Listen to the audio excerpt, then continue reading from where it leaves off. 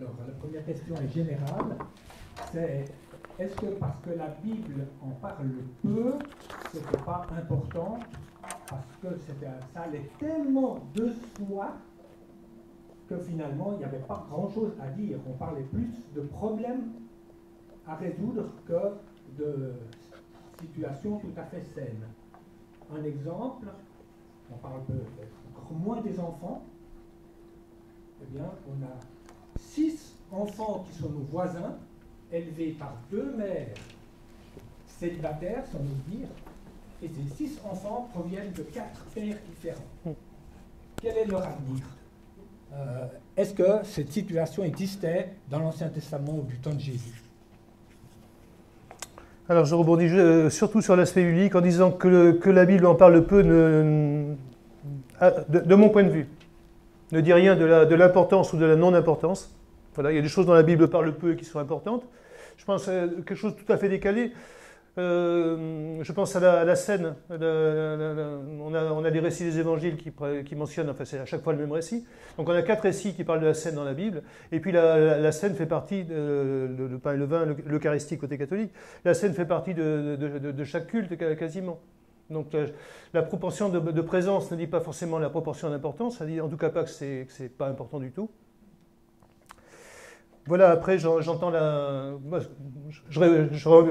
l'essentiel de la réponse, ça serait ça. Et après j'entends en effet le souci qu'on peut avoir pour des situations qui nous inquiètent, celle de voisins qu'on observe et puis celle qu'on peut vivre nous-mêmes dans nos familles aussi.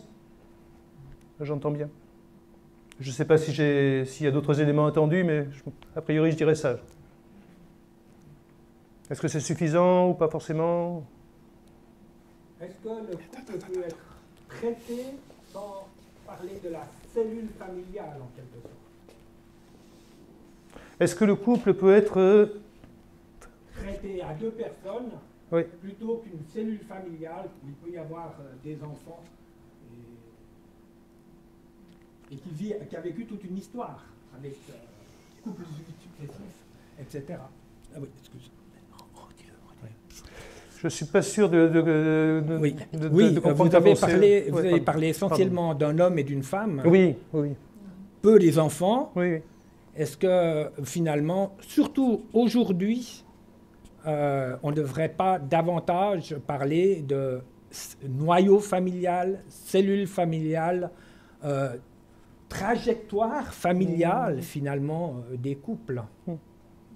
Moi, j'aurais presque envie, c'est une façon presque de bouter en touche, mais ça ne l'est pas dans ma tête. De parler, il y a une communauté qui est là, avec des trajectoires, etc. Je ne sais pas s'il y a des termes plus spécifiques adaptés. Dans ma tête, c'est plus cette idée qu'il y a des personnes qui font communauté. C'est peut-être des communautés composées, recomposées, etc. Mais je dirais, voilà, ça c'est une réalité qui est là. Peut-être c'est une réalité qu'on aurait souhaité différente, mais bon, la réalité, elle est là. C'est voilà, comment on vit ensemble.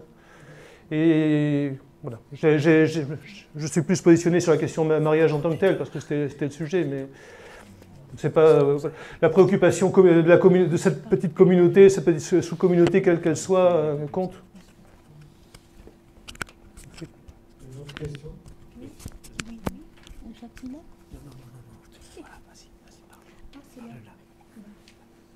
Bonjour. Voilà, vous avez dit que c'est une chance d'être célibataire. Mais au départ de la Genèse, il dit Dieu a fait l'homme, je lui ferai une aide. Oui. Hein? Est-ce que c'est compatible? Parce que bon, l'union vient de Dieu, d'abord, parce que c'est Dieu devant.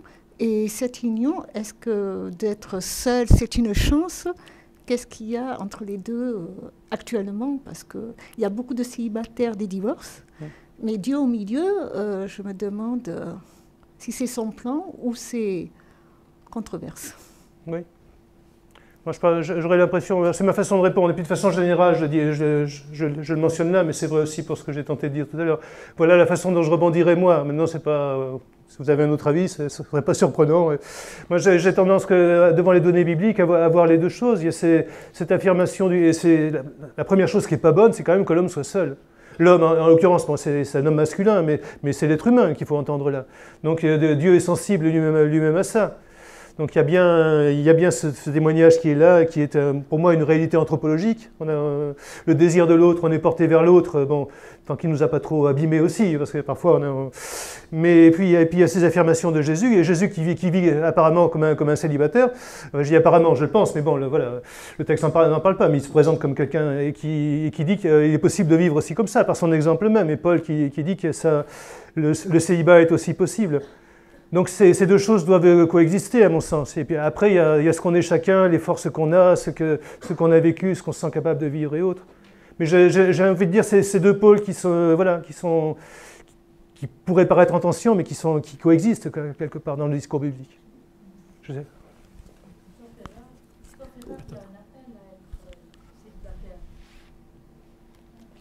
Alors oui, la personne a dit, sauf erreur, il y a un appel à être célibataire.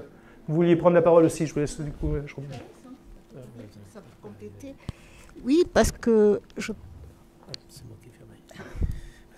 oui, parce que dans la Bible, il parle toujours d'amour, mais qu'est-ce que c'est l'amour actuellement et véritablement, puisque Dieu est amour, et quel est cet échange dans un couple ou dans la vie actuelle, même si ce n'est pas dans un couple. Parce que dans la Bible, c'est que amour, cette union, amour. Voilà. Parce que Dieu parle que... Alors je ne dirais pas comme vous, pas exactement comme vous, oui. Au sens où je trouve l'amour finalement peu mentionné dans les textes.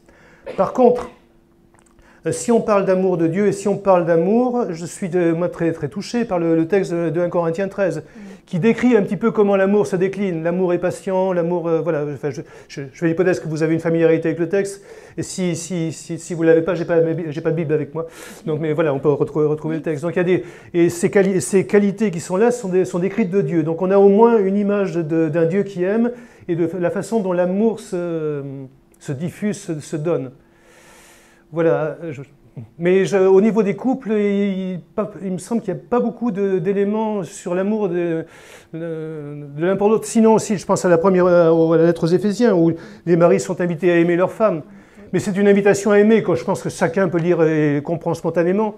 Mais si on cherche maintenant la façon dont cet amour s'incarne, je dirais il y a deux choses pour moi, c'est ce texte de 1 Corinthiens 13, l'amour est patient, l'amour est plein de douceur, etc. Et puis la façon dont Dieu se comporte et dont Jésus aime. Et je rebondis, si vous me permettez, pardon, puis après vous, non, j'en ferai rien. Je rebondis, oui, j'entends l'idée de vocation au célibat. C'est ce texte de 1 Corinthiens 7 qui en parle. Et en même temps, en lisant 1 Corinthiens 7, que je n'ai pas suffisamment en tête là maintenant, mais j'ai l'impression que, oui, il parle bien d'appel, si tu peux... Mais en même temps, j'ai l'impression que si la personne fait autre chose, que ce n'est pas si dramatique que ça. On n'est pas sur un appel qu'il faut absolument suivre, et si on se marie, c'est foutu. Excusez-moi, je parle un peu de manière familière. Je n'ai pas l'impression que ça se présente comme ça. L'enjeu n'est pas aussi fort que ce qu'on imagine parfois. J'ai une question qui va peut-être aller un petit peu dans le sens de madame. Alors, c'est peut-être un peu provoquant volontairement j'exagère mon propos, mais est-ce que la conception qu'on a aujourd'hui de l'amour n'est pas la cause des problèmes de mariage ? C'est-à-dire qu'on a une notion d'un amour passion, d'un amour sentiment. Et quand on regarde, comme vous disiez, la Bible parle assez peu de l'amour dans le cadre du mariage. On parle du mariage comme un engagement, donc quelque chose de réfléchi auquel on va s'attacher, quelque chose qu'on va construire.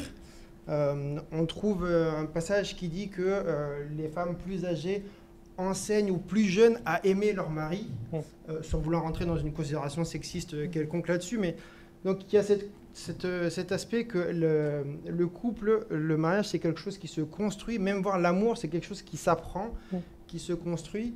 Du coup, est-ce que la notion d'amour est si peu présente parce qu'en fait, c'est pas la définition qu'on en a aujourd'hui, en fait? Deux choses qui me viennent là spontanément, c'est que c'est ce que je disais ce matin, mais alors c'est pas réservé à l'amour. On fait peser énormément d'espoir, de poids sur ce couple quand on constitue couple. On fait peser et parfois, je pense, on fait peser beaucoup trop. L'autre, je ne remplirai pas la vie de l'autre. L'autre ne remplira pas ma vie. Ou bien s'il va remplir ma vie, c'est parce qu'il va se soumettre à mon diktat et il ne pourra plus être lui-même. l'autre me laissera de toute façon insatisfait. Donc quand on vient avec ces attentes-là, quand on vient avec un amour qui se décline, dont on attend qu'il se décline de cette façon-là, c'est trop faire peser. Donc pour moi, ça peut concerner la définition de l'amour, mais la façon dont on envisage notre vie de couple. De fait, l'autre, je déçois l'autre. Je ne suis pas ce qu'il attend, je ne suis pas ce que ma femme attend. Elle aimerait des choses de moi, que je sois ou que j'agisse d'une certaine façon. Je ne suis pas ça. Et même quand je voudrais, ce qui n'est pas toujours le cas, priez pour ma femme, quand je voudrais, parfois j'y arrive même pas. Donc ça, c'est une première chose. Et je reviens plus directement sur l'amour, mais ce que je trouve frappant et en effet déroutant, et du coup je reprendrai volontiers plusieurs des phrases que vous avez prononcées, c'est que l'invitation biblique de Jésus, c'est aimez-vous les uns les autres. Et nous, on se dit moderne aujourd'hui, on dit aimez-vous les uns les autres. Mais moi, si j'aime spontanément ou j'aime pas. Si je dois faire un effort pour aimer, c'est plus de l'amour. Eh bien, ça ne se présente pas comme ça dans l'Écriture. Ça veut dire que là, on a plutôt affaire à quelque chose qui est du ressort de la volonté, mais c'est parce que nos tiroirs contemporains sont plus les mêmes. Et l'amour biblique, quand il y a cette invitation-là à aimer, ça, on appelle quelque chose qui est de l'ordre de la volonté. Et j'aime bien, je regarde Pascal parce qu'on a connu la personne dont je vais parler, c'est André Adoul qui est décédé, mais à l'époque il avait signé un bouquin « Je veux t'aimer ». Là, il y a quelque chose qui fait écho, je pense, aux invitations uniques.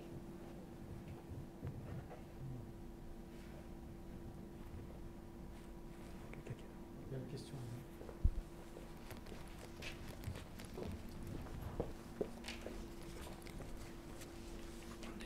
Ah, d'accord. En tout cas, déjà, merci pour cet exposé qui est vraiment très complet. Et c'est vrai que je me posais une petite question par rapport à cela, parce que ça n'a pas été, la question de la chasteté n'a pas été forcément abordée dedans. Et pourtant, Hébreux 13 nous parle d'honorer le mariage et que le lit conjugal soit exempt de souillure.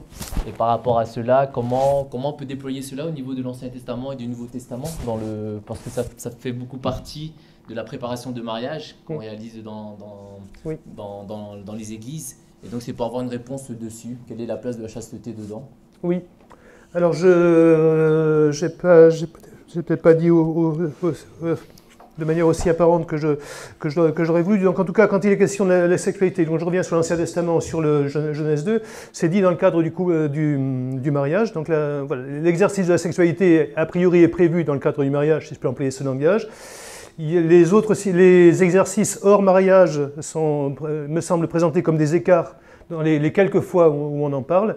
Et en effet, Hébreux en effet invite voilà, que les relations sexuelles se passent dans le cadre du mariage.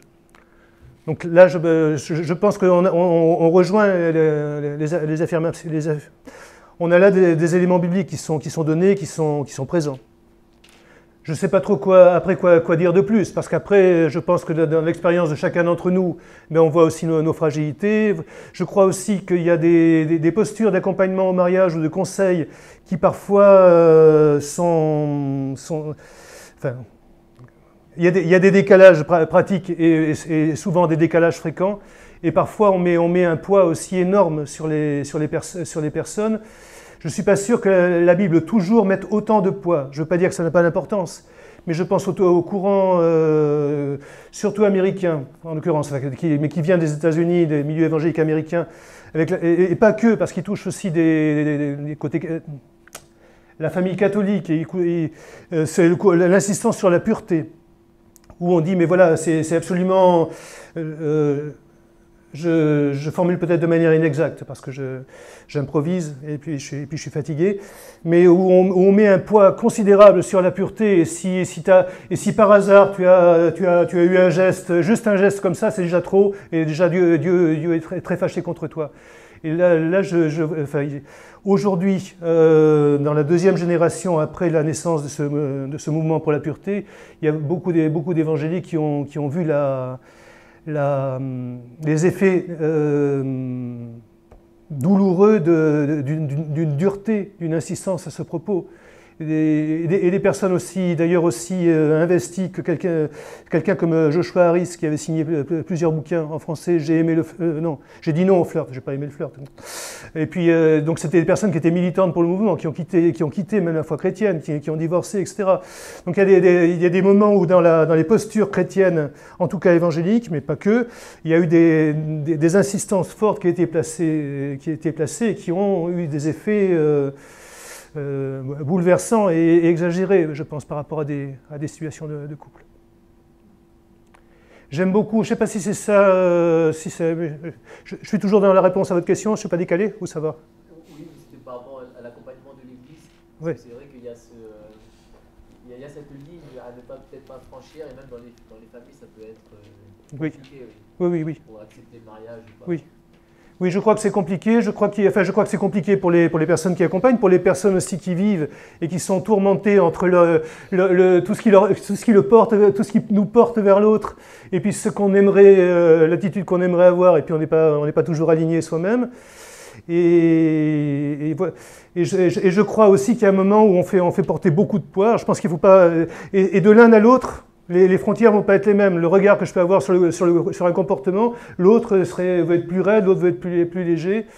C'est pas ça. Moi, j'ai pas de réponse. La chose qui m'a le plus personnellement aidé, alors il faut que je pense aux deux pôles initiaux.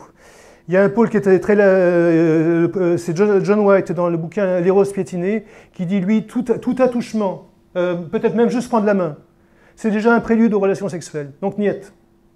Je force peut-être le trait, mais je ne pense pas. Mais donc à vérifier, je me suis peut-être trompé. Et puis il y a d'autres postures qui sont beaucoup plus souples. Et j'aime beaucoup le conseil qui est proposé par... comment ça s'appelle? J'ai oublié son nom. Qui dit, mais je propose au couple comme un petit peu entre les deux et comme quelque chose de juste. Elle dit, mais on est humain, si je peux même pas prendre la main de ma fiancée, de mon fiancé, il y a quelque chose qui n'est pas juste quand même quelque part. Mais elle disait, proposer aux jeunes couples de se trouver comme sur les marches de la Rotonde. La Rotonde, c'est un bâtiment aux États-Unis. Et elle dit, mais voilà, quand nous sommes à deux, ben voilà, par exemple, si vous êtes à deux aujourd'hui dans la salle, eh ben vous n'allez pas faire certains gestes que vous feriez si vous étiez tout seul. Donc il y a de la place pour donner de l'affection, il y a de la place pour... Mais il y a des choses qu'on essaie... Voilà. Il y a des choses qui n'ont pas leur place. Et cette espèce d'intermédiaire je trouvais ça m'a parlé. Après, dans nos comportements, on fait aussi ce qu'on peut. Voilà. Et après, il peut y avoir beaucoup de dureté ou beaucoup de personnes qui prennent de la distance aussi, enfin qui sont très... Entre le laxisme et le rigorisme, ça passe où? Et puis de l'un à l'autre, ça ne passe pas au même endroit. Bon, voilà. Tout ça pour dire, j'ai beaucoup aimé cette idée. Sur les marches de la Rotonde, ça me paraissait...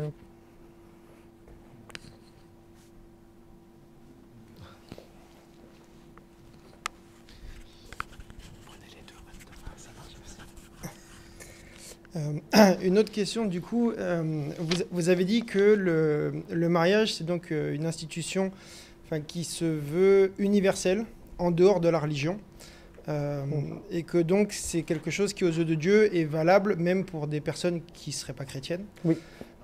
Du coup, pour notre cas particulier en France, étant donné que le mariage est reconnu par un mariage civil exclusivement, oui. Ma question est, quelle est la pertinence, si je puis dire, d'un mariage à l'église? Pas d'une cérémonie à l'église suite au mariage. Je parlais d'un mariage. Souvent, on entend des couples qui veulent se marier à la mairie et se marier à l'église. Quelle serait la pertinence de cette démarche? Oui. Alors, ma façon de réagir, qui est encore ma façon de réagir, je l'ai déjà dit, c'est dire...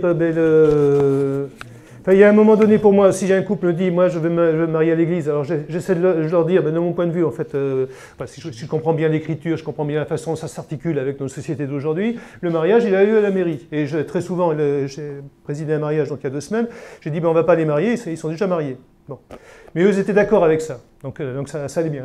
Mais si le couple, pour lui, il veut parler de mariage, etc., moi, je ne vais pas me fâcher pour ça. Je veux dire, pour moi, par contre, ce que je vais dire aux personnes et ce que je vais dire aux... Donc je ne vais pas me friter là-dessus. On est sur la terminologie, c'est pas, pour moi, ça... Voilà, c'est pas l'essentiel. Mais je dis aux personnes, n'attendez pas un geste magique de ma part, si c'est ça... Les personnes ne le pensent pas forcément comme ça, mais en le disant comme ça, parfois tout d'un coup les personnes disent oui, mais le pasteur va faire un geste. Non, le pasteur, oui, il va être là, mais c'est un être humain comme tout le monde. Hein. Voilà. Mais je dis le sens, je dis aux personnes, voilà. Donc on va faire la cérémonie avec vous. Je vais employer un autre langage parce que je ne reprendrai pas le leur.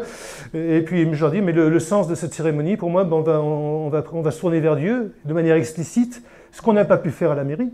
Donc voilà, ça a du sens pour ça. On s'associe à votre joie, nous qui sommes là tous réunis, et puis on fait appel à Dieu, on va prier pour vous. Et puis on écoute ensemble la parole de Dieu et ses invitations. Donc moi je vais plutôt le gérer, essayer de le gérer, si je peux employer cet langage. Le mot gérer déjà va pas bien, mais bon, au niveau du sens, je veux dire, voilà, on est là pour quoi? On est là pour ça. Et pour moi, il n'y a rien de magique qui se passe. Par contre, oui, je pense que j'ai terminé. J'ai le chic pour commencer une phrase, en commencer une autre au milieu, et c'est pour ça. Par contre, si la personne attend vraiment quelque chose de magique, que ça se sente et que ça se dise entre nous, là, je risque de dire, attendez, je me sens pas en conscience de vous accompagner. Ça serait moi qui pourrais avoir une réserve si la personne tient vraiment à ça comme à quelque chose de magique. Et si le pasteur n'est pas là pour faire le truc, alors il n'y a pas eu vraiment mariage. Là, j'aurais une réserve de conscience. Et je le dirais au couple en disant, j'entends votre souhait, je vois que je ne parviens pas à vous convaincre, et puis voilà, c'est pas plus grave que ça. Mais du coup, je ne suis peut-être pas le meilleur interlocuteur pour ça. Ce serait ma posture, je pense.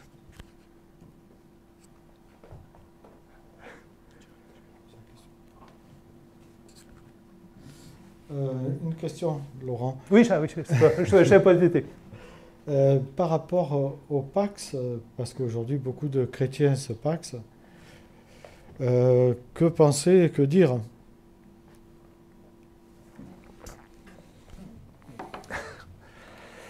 Si j'ai bien compris ce qu'est le Pax, parce que voilà, je ne suis pas informé comme j'aurais pu l'être, le Pax a été mis en place pour... Alors, oui, deux choses. La première, c'est que dans la société française, en tout cas, mariage et Pax sont distincts. Donc il y a bien, aux yeux, qu'on soit chrétien ou non, il y a bien une distinction qui est faite entre, dans un cas, on est marié, dans un cas, on ne l'est pas. Ou pas autant, ou je ne sais pas trop comment il faut dire. Bon. Donc il y a bien une distinction entre... Ça, c'est la première chose. Bon. Deuxième chose, si j'ai bien compris pourquoi le Pax a été proposé, c'est qu'il s'agissait pour des personnes qui vivaient ensemble, qui avaient traversé une partie de leur vie ensemble, que ce qui était de leur commun au moment du décès de l'un d'entre eux ne soit pas arraché à celui qui l'avait vécu en commun. Donc si j'ai bien compris, c'était un encadrement de concubinage finalement, mais qui permettait aux survivants, entre autres, mais de pouvoir garder ce commun de manière au niveau de la loi pour qu'il n'y ait aucun problème, pour qu'ils puissent préserver ce commun. Donc si je comprends bien le Pax, je m'exprime sous toute réserve, ça veut dire qu'on a un concubinage encadré finalement pour donner certains avantages à cause de ce vécu ensemble qui compte pour les personnes qui l'ont traversé ensemble. Voilà ce que je dirais.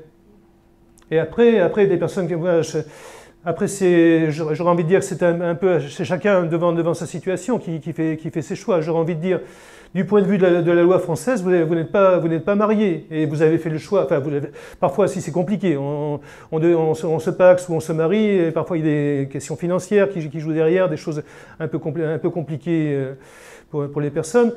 Mais bon, les personnes sont conscientes en même temps qu'elles ne sont pas mariées quand même. Mais après, c'est leur responsabilité, c'est leur choix à elles. Je veux dire, je ne vais pas imposer un espèce de discours chrétien plaqué sur eux en disant vous n'avez qu'à, comme si c'était toujours simple. C'est les personnes qui viennent d'elles-mêmes à une démarche. Enfin, ça serait ma posture à moi. Je ne dis pas que c'est une bonne posture. J'ai peu d'expérience de situation de Pax. Mais j'ai plutôt tendance, pour certaines choses, aussi pour le baptême, ça n'a rien à voir. Mais des personnes me disent, elles veulent être baptisées. Je dis, ok, mais pour moi, c'est très important que ce soit elles qui font la demande. Ce n'est pas moi qui vais les chercher en disant, faut que vous soyez baptisés. Donc il y a des choses pour moi qui sont plus des itinéraires des personnes. Et parfois, les personnes ne sont pas prêtes ou pour des raisons X ou Y, ne sont pas prêtes à se marier. Bon, voilà, je ne vais pas forcément les menacer ou autre, quoi. Enfin, je ne sais pas si je me fais comprendre, si ça...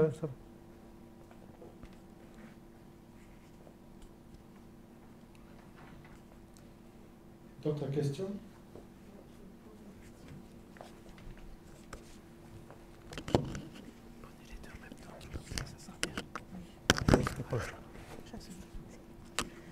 Bonjour.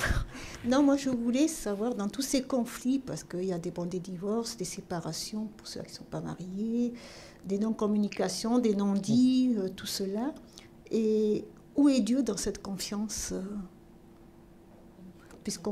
les non-chrétiens, on peut les amener à être chrétiens, puisqu'on est là justement pour évangéliser et tout. Ça peut devenir après un mariage ou pas. Mais je me suis demandé, dans cette confiance, où est Dieu dans ce contexte-là, quoi. Est-ce que j'essaie de reformuler la question? Vous me dites si ça...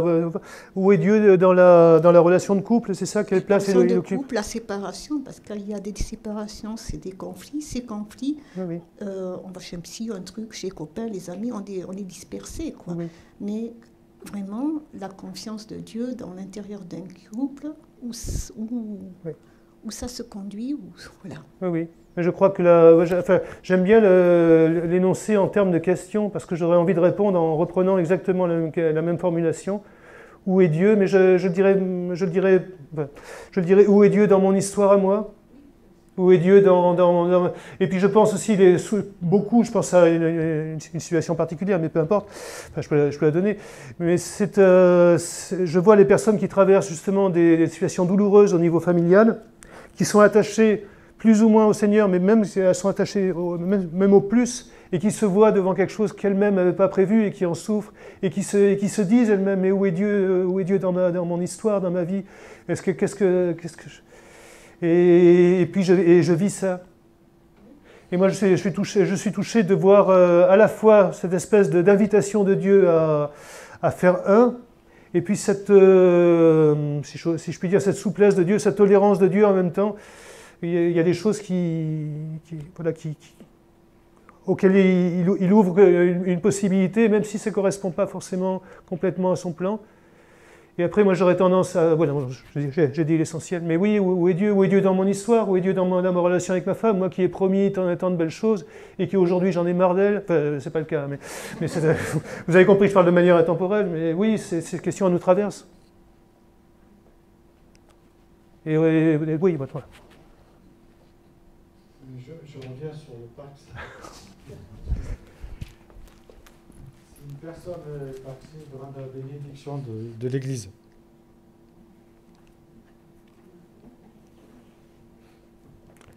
j'ai besoin de 5 minutes de réflexion. Oui, c'est semi-blague. Hein. J'ai besoin d'ordonner mes idées dans ma tête. Parce que... Alors, la situation ne s'est jamais présentée pour moi. Je commence, c'est peut-être pas tu me demandes pas de répondre à titre personnel, enfin si, bon, peu importe. Donc j'ai pas beaucoup d'expérience dans l'affaire. 2 choses supplémentaires par rapport à ce que j'ai dit jusque-là. Je ne fais pas un rappel de ce que j'ai dit jusque-là.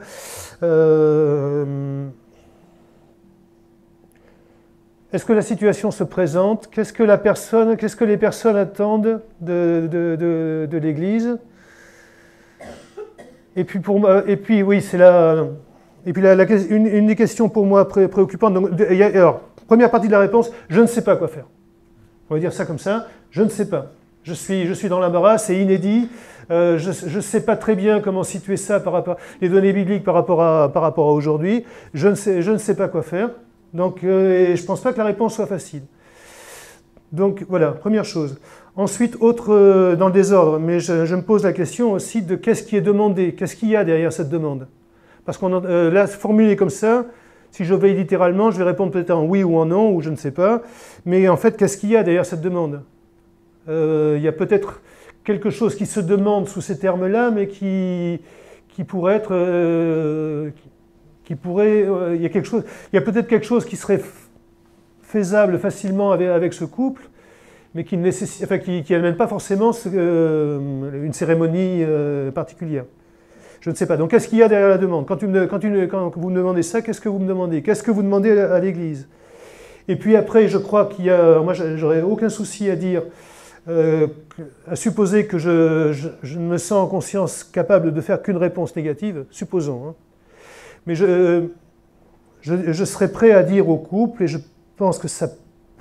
j'espère que ça peut s'entendre, que je ne sais pas très bien quoi faire avec ça, mais ce dont je suis sûr, c'est que si on propose ça au niveau communautaire, ça va être difficile dans la communauté. Il y a beaucoup de personnes de la communauté qui vont être très très mal à l'aise.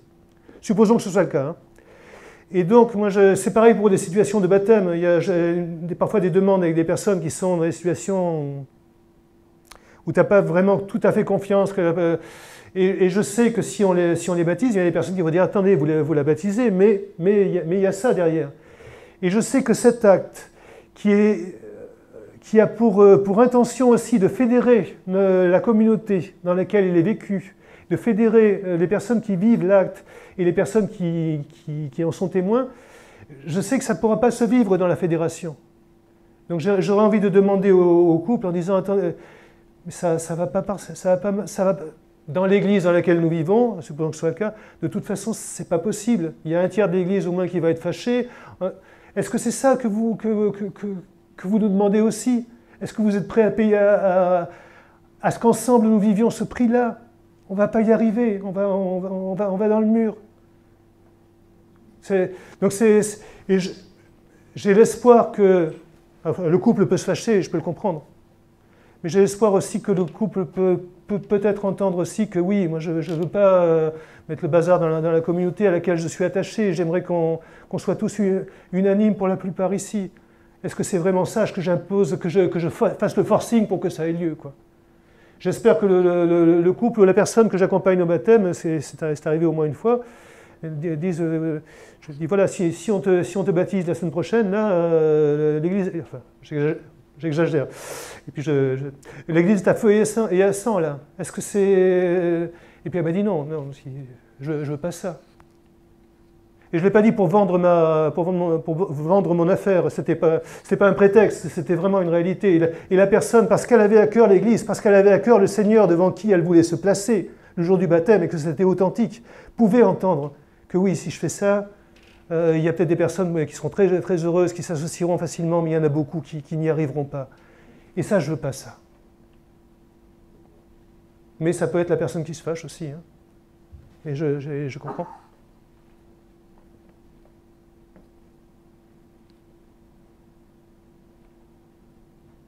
Si 80% de la communauté sont d'accord, 90%. Moi, ça serait très intéressant d'en discuter en communauté. Je ne sais pas après, hein, je sais pas. Moi, sur un truc qui est beaucoup moins sensible au niveau social et machin et tout le reste, comment on vit le culte ensemble? On fait une réunion ensemble, qu'est-ce qu'on aime? Il y a ceux qui aiment les chants, etc. Et puis ce matin, il faut que la louange, et puis il y a ceux qui sont complètement... et qui n'ont rien contre le chant un petit peu quelque part, mais bon, c'est pas aussi polémique que le mariage, il n'y a pas d'enjeu éthique, machin, etc. dans cette affaire-là.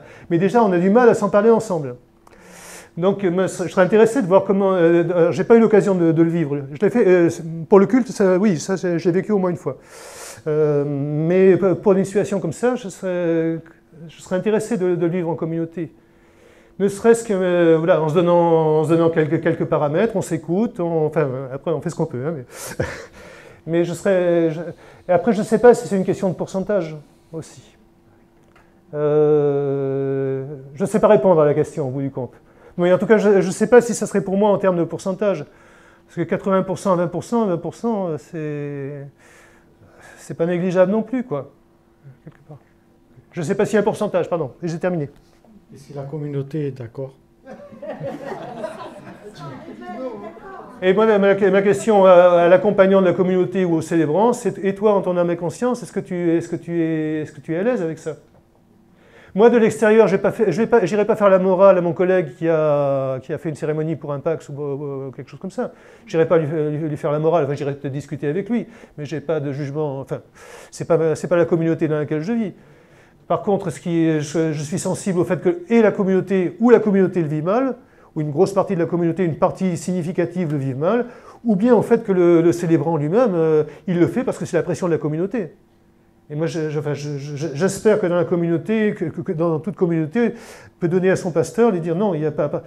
Je ne m'opposerai pas au geste, mais je ne présiderai pas. Mais ça, en tout cas, au niveau des officiers d'état civil, c'est pas possible. Je pense que pour la bénédiction des couples, enfin, pour le mariage des couples homosexuels, si j'ai bien compris, le maire ou un de ses représentants, nécessairement doit le faire. Il n'y a pas d'objection de conscience possible. En Église, j'espère que ça peut être différent.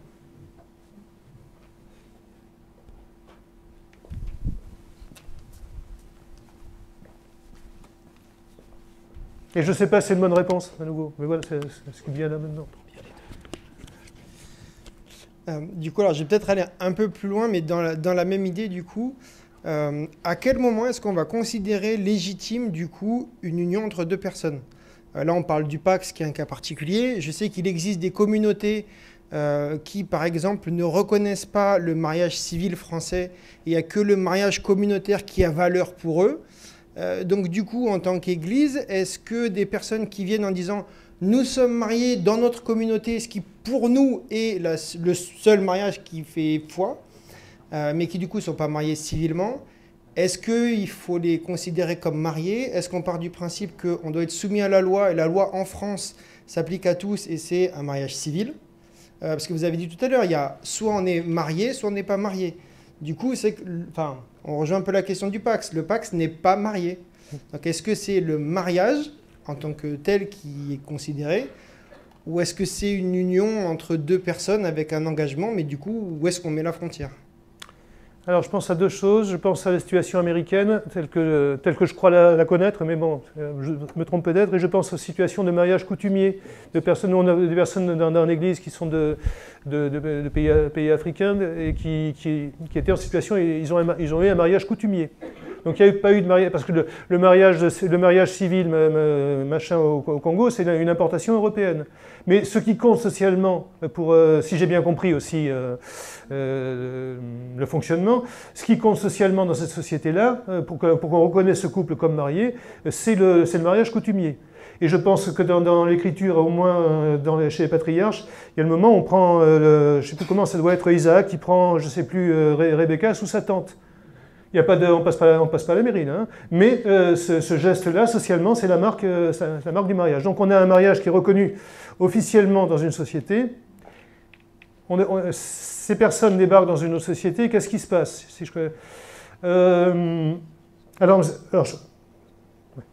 Deuxième étape, pour moi, aux États-Unis, sauf erreur de ma part, on peut se marier à l'église. Mais, sauf erreur de ma part, le pasteur ou le prêtre, fait office d'officier d'état civil. Donc de toute façon, socialement, c'est reconnu. Moi, je pose la question en France. Oui. Avec des personnes françaises, même un couple africain, mettons, je peux vous donner l'exemple, un couple de Congolais qui vivrait en France, oui, d'origine congolaise, mais qui serait français. Oui. Merci.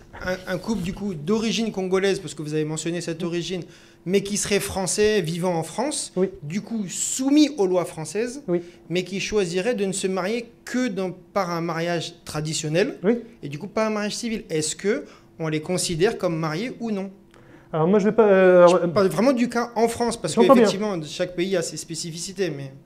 Je vous dis ce qu'on a fait, je ne sais pas si c'est la bonne réponse. Notre posture a été, parce que la question s'est posée en effet pour nous, je pense pour un couple, on est parti de l'idée, ils sont mariés, enfin dans leur pays, ils avaient un mariage traditionnel, et c'est ça qui fait loi pour nous. On ne va pas leur chercher trop de poux, si je peux employer ce langage, on ne va pas discuter avec eux en disant oui mais en France, machin, parce qu'on ne sait pas bien faire. Il faut une partie de notre... est liée à notre hésitation, mais dans l'idée que en fait ils se sont mariés traditionnellement avant de venir en France. Donc là où ils auraient pu même déménager aller dans leur pays, se marier traditionnellement là-bas et revenir, aux yeux du groupe social où ils appartenaient, ils sont mariés. Donc ça, on ne peut pas dire que ça n'existe pas. Et on a choisi de ne pas insister en disant mais oui, mais quand même, c'est pas tout à fait réglo par rapport à la loi française. Mais eux l'ont fait spontanément tout seuls, quand ils ont pu le faire, quand ils ont eu les moyens pour le faire, etc. Mais on n'a pas cherché au niveau ecclésial à dire ça va pas. On ne se sentait pas de dire ça va pas. On n'était pas tout à fait complètement à l'aise, mais c'était plus rassurant pour nous qu'ils soient comme les autres, quoi, quelque part. Mais on a dit non, on ne peut pas non plus être trop... On a fait ce choix-là. Est-ce que c'est un bon choix, un mauvais choix? Je ne sais pas, mais voilà. Il y a une main qui se lève à ma droite. Oui, c'est juste pour montrer comme quoi ce genre de situation est bien présent ici en France. Le peuple tzigane se marie avec ce rite-là, c'est-à-dire que le garçon qui a fréquenté une jeune fille, à un certain moment, ils s'en vont, ils disparaissent pendant à peu près un mois, et ils sont mariés. C'est ça. Voilà. Okay. Et donc, l'endroit où certains régularisent la situation sur le plan de la mairie, parce qu'il y a plein de choses qui sont liées derrière, pour les scolarités des enfants et tout ça. C'est ça. Mais il y a quand même la possibilité aussi de rester sous ce rythme-là, qui fait qu'on découvre qu'il y a des filles mères qui sont avec plusieurs enfants et qui vivent dans le milieu tzigane. Oui.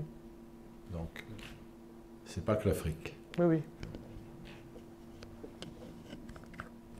Je dirais juste une chose qui me vient en plus, c'est que je crois que si on disait, mais non, c'est pas tout à fait, c'est pas un vrai mariage, mais ça serait quand même un regard d'une prétention de supériorité culturelle. Nous, en France, on sait bien ce que c'est qu'un vrai mariage. Le truc que vous avez vécu dans votre pays, c'est pas un vrai mariage.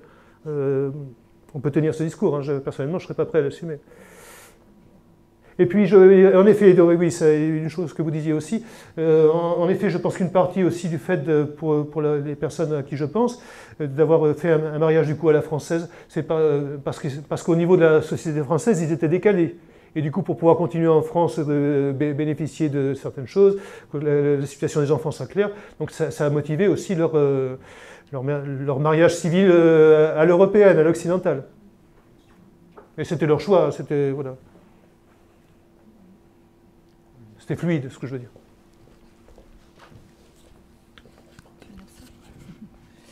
Moi, j'ai une question vis-à-vis de nos jeunes. Parce que là, on parle de mariage, mais pour pas mal de jeunes, le mariage, ça ne leur parle pas. C'est très, très éloigné. Et malgré... alors nous, on a eu une éducation, comme vous dites, hein, il y a ce qui est permis, ce qui n'est pas permis. Donc, il y a un gros choc, je trouve, des âges. Oui. Et comment vous leur parlez, en fait? Enfin, moi, j'ai envie de rester convaincue par le mariage. Et je suis quand même face à un fossé, j'ai l'impression.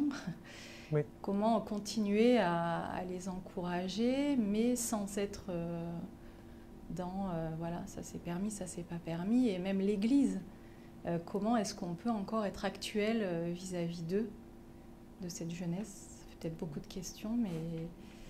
Comment vous, est-ce que vous vous exprimez sur tout ça? Il y a peu de jeunes dans la salle, mais voilà, c'est important en fait, parce que ça fait partie de notre vie d'église. Oui.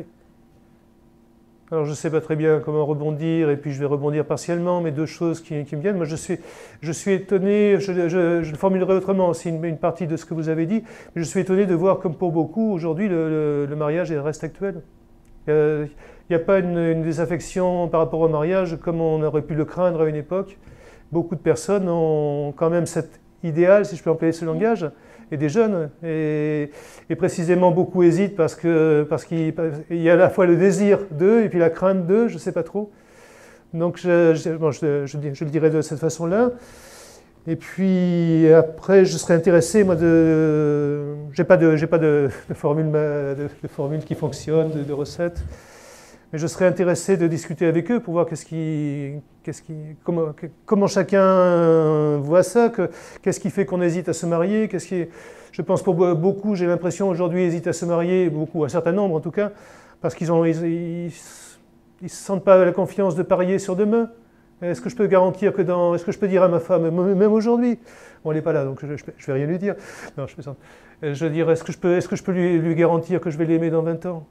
Et c'est pour certains, mais du coup, ils n'osent pas s'engager. J'imagine peut-être à cause de ça. Je ne peux pas répondre de la suite. Oui, peut-être qu'on leur met aussi beaucoup la pression, en oui. fait, indirectement. Et l'Église, avec notre schéma, oui, oui, oui. Schéma que l'on s'est peut-être créé, hein, comme vous avez dit. Oui. Et je crois aussi, après, ça, pour moi, ça, j'ai pas envie d'imposer, forcément, parce que je crois que ça dépend aussi de ce que la personne veut vivre avec l'autre, veut vivre avec le Christ. Et il y a des choses qui m'appartiennent pas. Je n'ai pas envie de mettre trop de pression en disant tu dois nécessairement penser au mariage et tout de suite, machin, etc. Parce que j'ai l'impression que les personnes ne sont pas prêtes à ça. Mais c'est leur cheminement qui prend le rythme qu'il prend. Donc il y a ça que je dirais. Mais je serais intéressé de savoir ce qui fait... voilà, qu'est-ce qui se passe pour Alors je sais que des jeunes peuvent se sentir rejetés parce qu'ils n'ont pas décidé de se marier, ils vivent ensemble avant. C'est ça, enfin, nous on n'est pas dans ce schéma-là. Oui. Mais est-ce que l'Église est prête à accepter ce schéma-là aussi et qu'il y a certainement derrière une vraie volonté d'engagement? Oui. Et comme vous dites, il y a quand même finalement le même sens, oui. les mêmes valeurs, oui. mais pas par le même schéma peut-être qu'on a eu nous. Oui. Et puis il y a le soin de ces personnes dans la situation qu'on aimerait différente qu'ils aient choisie, mais il y a un moment donné où leur faire trop la morale, si je devais être caricatural, mais on les abîme et ils sont pas encore prêts pour ça. Donc, mais l'endroit où ça me semble le plus difficile a priori, alors ça va dépendre des communautés, parce que ça ne dépend pas que de moi, ça dépend de ce que la communauté est prête à supporter aussi, puis il y a des personnes pour qui le degré de tolérance est faible, et elles sont juste là, c'est pas, on aimerait que ça soit différent, qu'elles soient différentes aussi, mais elles sont comme elles sont, je suis comme je suis, il y a des choses qui m'insupportent, le bruit m'insupporte, il y a d'autres qui aiment beaucoup le bruit, bon voilà, on n'est pas sur un terrain éthique, mais on est ce qu'on est. Moi, je crois que le point le plus délicat peut-être, moi j'ai pas de souci que beaucoup de personnes viennent à l'église sans forcément avoir une vie voilà, qui correspond à ce que j'appelle l'idéal. Là où c'est plus compliqué, c'est au niveau des responsabilités, de la prise de responsabilité dans l'église. Parce que les personnes viennent à l'église, écoutent, participent au culte, vivent en église, mais j'ai envie de dire bienvenue à tout le monde, que vous soyez croyant ou non. C'est bien pour ça que l'église est là. Là où la difficulté peut se poser, pour moi, c'est davantage, c'est par contre sur un poste entre guillemets de responsabilité, un poste de visibilité et de responsabilité. Et déjà, je pense à des situations de chorale, des situations que je crois ma femme a connues, moi j'ai pas connu. Situation de chorale d'église, est-ce que quelqu'un qui n'est pas chrétien, mais qui aime le gospel, chorale gospel, est-ce qu'on est d'accord pour qu'il chante avec nous? On n'est pas sur un terrain très aussi délicat que le mariage, mais là déjà, ça peut être compliqué. Et là, je pense aussi que d'une église à l'autre, les situations peuvent être différentes, mais en tout cas, dans tous les lieux de responsabilité et les lieux de visibilité, là, la question peut se poser. Et pour illustrer ce qu'on a fait à Villefontaine, qui vaut ce que ça vaut, je ne sais pas si c'est transposable, mais on a en tout cas, parce qu'on a pensé aussi à ces personnes qui pourraient... Alors, je commence par la fin. On a eu une espèce de charte en disant, voilà, je m'engage comme responsable au niveau de l'école du dimanche, et si je vois qu'un jour je suis dans une situation décalée par rapport à certaines situations qu'on a listées, à ce moment-là, je me retire quelque part. Mais dans l'idée que la personne est soucieuse justement du Seigneur, même si elle ne fait pas toujours l'idéal, parfois je suis soucieux du Seigneur et je ne fais pas l'idéal. Mais je n'ai pas envie de discréditer l'Église à cause de ça. Donc on propose ça aux personnes qui deviennent responsables, on dit voilà le contrat qu'on te propose, et généralement les personnes sont d'accord. Et je pense à une personne avec qui justement je suis revenu, après pour le coup, parce qu'à un moment donné la personne s'est mise en couple, simplement, et puis je lui ai dit écoute, voilà, là je suis embarrassé maintenant par rapport à toi, et lui m'a dit oui mais je comprends très bien. Et il dit je veux pas être un embarras, c'est ça qui est. C'est ça que j'espère chez l'autre et qui est présent souvent. Parce qu'on est on sait bien qu'on est un petit peu décalé par rapport au groupe. Et on a le souci aussi du groupe, parce que... Oui, laisser la liberté, mais il y a une notion de responsabilité. Oui, oui. Et puis il y a des choses visibles qui sont... Il y a des comportements, entre guillemets, scandaleux, invisibles, mais qu'on ne voit pas et qu'on ne peut pas sanctionner parce qu'ils sont invisibles. Supposons, je suis radin. Écoutez, c'est presque plus scandaleux que d'autres choses, mais ça ne se voit pas. Par contre, quelqu'un qui préside ou qui enseigne les enfants et puis qui se trouve en concubinage sans être marié, là c'est visible d'emblée. Et on peut se dire, mais c'est pas juste, parce que le radin à la limite fait des choses plus graves. Oui, mais c'est notre relation sociale qui fait que ça se passe comme ça. C'est peut-être... c'est comme ça. Donc, mais voilà, on ne peut pas faire abstraction de ça. Il y a une main là-bas. Dernière question, parce que l'heure tourne. J'ai encore 10 minutes, un quart d'heure. Hein, oui, oui. Que mon taxi m'emmène à la gare au plus tard à moins 25. Et puis j'ai parlé plus longtemps que prévu aussi, je pense. On vérifiera après. Mais bon. Oui. S'il vous plaît, j'ai pas bien compris la définition du Pax là. C'est quoi le Pax? J'ai pas bien saisi que ça veut dire le Pax. Oui. Alors si j'ai bien compris ce qu'était le Pax, ça a été mis en place pour des couples qui avaient vécu ensemble en concubinage jusque-là. Et puis pour tous ces couples, tôt ou tard, il y en a un des deux qui meurt. Et donc peut-être ils ont acheté un appartement ensemble. Mais comme ce bien qu'ils ont acheté de manière commune, peut-être c'est l'autre qui l'a acheté, celui qui est décédé, et bien le conjoint, oui, le Pax, non, la personne, le survivant, lui, il a plus droit à l'appartement. Et c'était pour prévenir ce type de difficulté. Ils ont vécu 10 ans ensemble, ils ont vécu tant d'années ensemble, et il n'y a plus de droits sociaux parce qu'il n'y a pas de contrat entre eux quelque part. Ça c'est la vie d'un couple, ça c'est pour la vie d'un couple. Pour la vie d'un couple, oui. Oui. C'est un contrat. En plus, quand même, c'est aussi pour donner un pseudo-mariage aux homosexuels et aux lesbiennes que ça a été mis en place. Alors, oui, alors là, je ne sais pas comment ça a été vécu par les personnes, mais en tout cas, quand je parle de couple, là, ça pouvait être des personnes de même sexe ou des personnes de sexes différents. Donc c'était bien par rapport à ce vécu ensemble.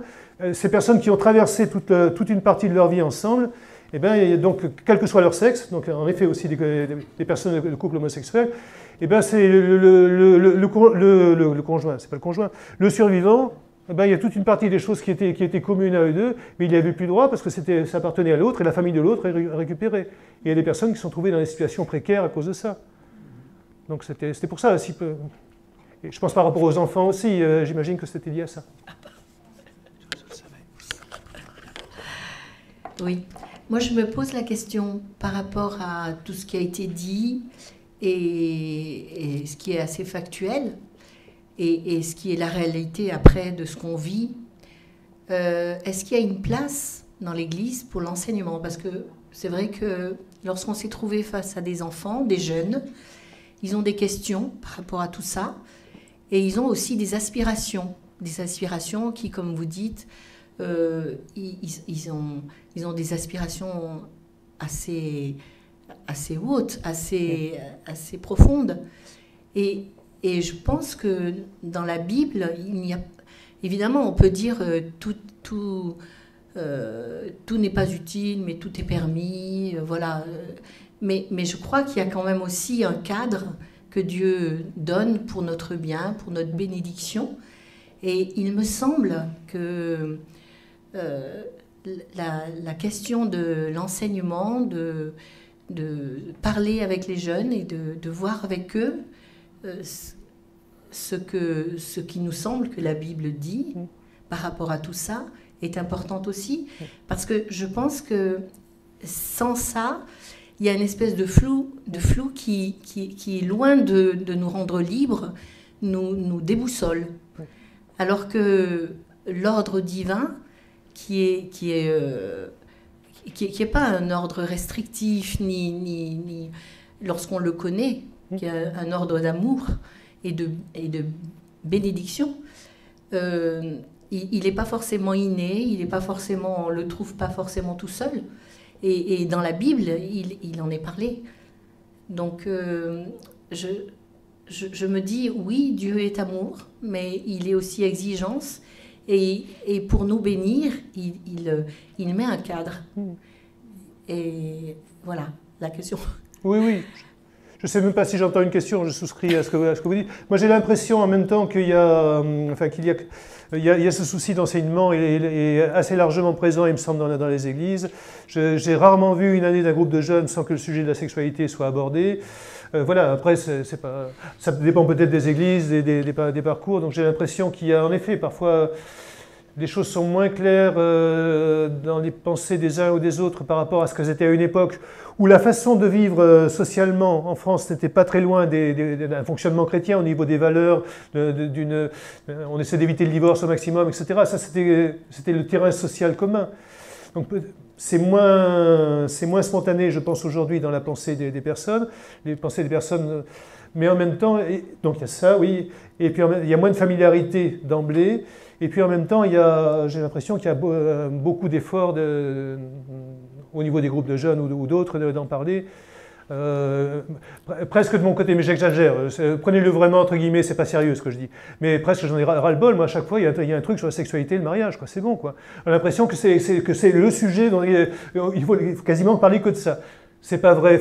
Je ne crois pas moi-même à ce que j'ai dit, mais j'ai l'impression que c'est quand même assez fréquent. Je me trompe peut-être. Hein.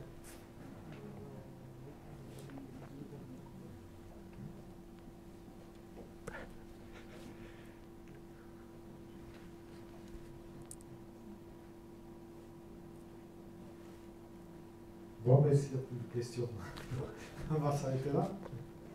Merci en tout cas, Laurent. Merci à vous aussi.